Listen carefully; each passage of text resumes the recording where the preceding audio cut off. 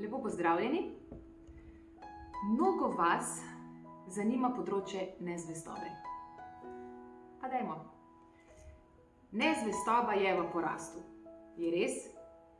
Ali danes varamo več kot kadarkoli prej? Ali se enostavno nahajamo v času, ko je vse reči mnogo težje prikriti? In v času, ko imamo zanjo tisoč in en izgovor?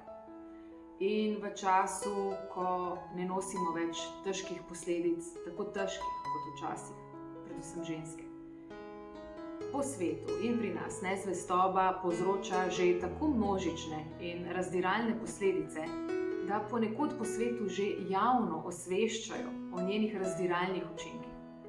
Pozivajo k premišljenemu vedenju in zavestnemu tehtanju svojih odločitev.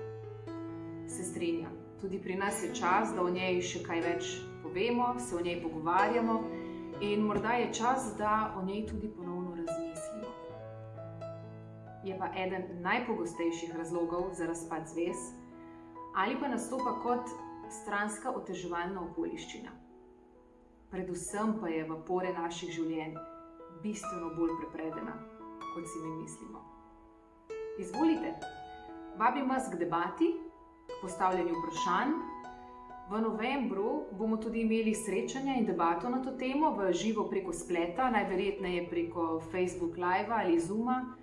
Vkolikor bo dovoljeno, pa seveda tudi začnemo srečanja z novo skupino, kot smo že napovedali. Do takrat ostanite dobro in zdravi. Maham.